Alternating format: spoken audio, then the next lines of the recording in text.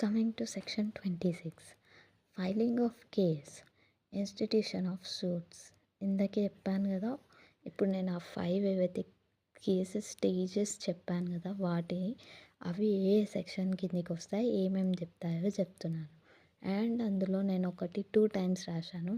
అందులో ఒకటి విట్నెసెస్ నేను మిస్ చేశాను చెప్పడం. నేను విట్నెసెస్ వచ్చే ముందు నేను మళ్ళీ గుర్తు చేస్తాను, ఓకేనా?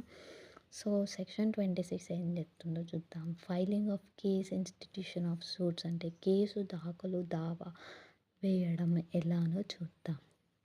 సో ఫస్ట్ వన్ వచ్చేసి suit shall be institution by presentation of plaint అంటే ఏంటిదో చూద్దాం.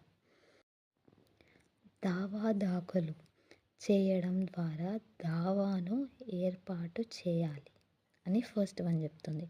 Second one, plaint will have facts and arguments. అంటే దావాలో వాస్తవాలు మరియు వాదనలు ఉంటాయి. థర్డ్ వన్ వచ్చేసి facts will be provide by affidavit అంటే వాస్తవాలు అఫిడవిట్ ద్వారా నిరూపించబడతాయి.